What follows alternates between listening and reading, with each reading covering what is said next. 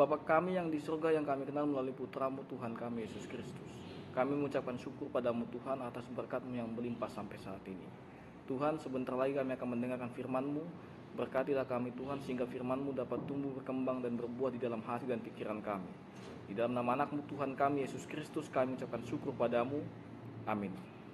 Saudara-saudara yang dikasihi dalam nama Tuhan kita Yesus Kristus, selamat pagi. Selamat berjumpa kembali di hari Rabu pada saat ini. Firman Tuhan yang akan menyapa kita di pagi hari ini diambil dari Kejadian pasal yang pertama ayat yang ketiga. Bunyinya, dungi makuling madebata ninna jadi maho natiur jadi tiur matutu. Dalam bahasa Indonesia dikatakan, berfirmanlah Allah, jadilah terang, lalu terang itu jadi. Saudara-saudari yang dikasihi dalam nama Tuhan kita Yesus Kristus, kita tentu semua tahu dan sangat familiar dengan kisah penciptaan yang tercatat dalam kitab Kejadian, di mana Allah menciptakan langit dan bumi. Di dalam Kejadian pasal yang pertama ayat yang ketiga, kita dapat menemukan kalimat, berfirmanlah Allah, jadilah terang, lalu terang itu jadi. Ayat ini sangat sederhana, tetapi mengandung kedalaman dan kekuatan yang luar biasa. Ada 4 hal yang perlu kita tahu untuk memahami ayat ini. Yang pertama, firman Allah itu berkuasa.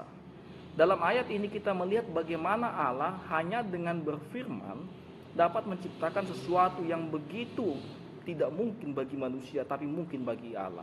Ini menunjukkan kekuatan Allah yang memiliki firman, bahwa dia tidak bisa dibatasi oleh standar manusia. Firman ini bukan hanya sekedar kata-kata kosong, tapi kata-kata yang mengubah kegelapan menjadi terang. Bayangkan sebelum ada terang, dunia ini gelap gulita, kosong dan tanpa bentuk. Tetapi ketika Allah berfirman, semua berubah. Firman-Nya menciptakan, menghidupkan, dan membawa keteraturan bagi dunia ini. Ini mengingatkan kita akan kuasa firman Tuhan dalam hidup kita setiap hari. Firman Tuhan memiliki kuasa yang sama untuk mengubah hidup kita. Dari kegelapan menjadi terang, dari kekosongan menjadi kepenuhan, dari kekacauan menjadi keteraturan.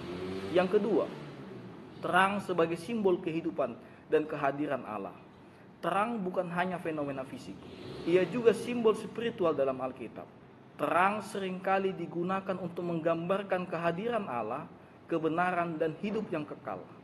Yesus dalam Yohanes 8 ayat 12 menyatakan, akulah terang dunia. Barang siapa yang mengikuti aku, ia tidak akan berjalan dalam kegelapan, melainkan ia akan mempunyai terang hidup. Ketika Allah menciptakan terang, dia tidak hanya menciptakan kondisi yang memungkinkan kehidupan fisik, tetapi juga memberikan kita sebuah simbol tentang siapa dia. Allah adalah sumber terang kita. Dia adalah yang menerangi jalan kita, dan tanpa dia kita akan terus hidup dalam kegelapan spiritual kita. Yang ketiga, panggilan untuk menjadi terang dunia. Dalam Matius 5 ayat 14-16, Yesus mengajarkan bahwa kita adalah terang dunia. Sebagai orang percaya kita dipanggil untuk mencerminkan terang Allah dalam hidup kita. Ini adalah panggilan untuk hidup dalam kebenaran, keadilan, dan kasih. Sehingga orang lain dapat melihat Allah melalui perbuatan kita. Menjadi terang di tengah dunia yang gelap berarti membawa harapan, kasih, kebenaran ke tempat-tempat yang penuh dengan keputusasaan, kebencian, dan kebohongan. Kita dipanggil untuk menjadi contoh hidup yang mencerminkan Kristus, sehingga melalui hidup kita, orang lain bisa melihat terang dari Allah. Yang keempat, refleksi dan aplikasi pribadi. Bagaimana kita bisa menjadi terang di dunia ini? Pertama, kita harus berakar dalam firman Tuhan. Seperti terang yang diciptakan melalui firman Allah, kehidupan kita harus dipenuhi dengan firman-Nya untuk bisa memancarkan terang yang sejati. Kita harus mampu menghabiskan waktu dalam berdoa, merenungkan firman-Nya, dan hidup dalam ketaatan kepadanya. Kedua, kita harus berani berbeda. Dunia seringkali mencoba meredupkan terang kita dengan mengarahkan kita kepada standar yang salah dan nilai-nilai yang menyimpang dari kebenaran. Tetapi sebagai orang percaya kita dipanggil untuk tetap setia, teguh dalam iman kita. Meskipun itu berarti kita akan menjadi berbeda dan bahkan ditentang oleh orang-orang di sekitar kita. Kita harus juga menjadi berkat bagi orang lain.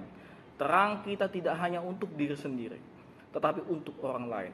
Ketika kita hidup sebagai terang, kita harus siap untuk memberikan diri kita, waktu, sumber daya, kasih kita, untuk memastikan membantu mereka yang hidup dalam kegelapan.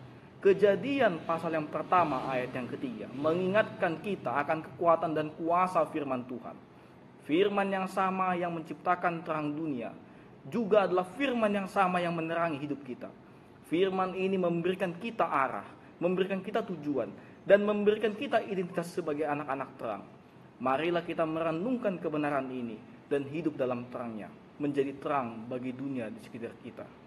Kiranya Tuhan Allah mengasihani kita, menyentuh hati kita, menginspirasi kita untuk hidup dalam terang, sehingga melalui hidup kita, orang lain dapat melihat keagungan dan kasih dari Allah itu sendiri. Kiranya Tuhan mengasihani kita. Amin. Kasih karunia dari Tuhan Yesus Kristus, serta kasih setia Allah Bapa, dan persekutuan Roh Kudus, memberkati dan menyertai kamu sekalian hari ini, esok, dan sampai selama-lamanya. Amin.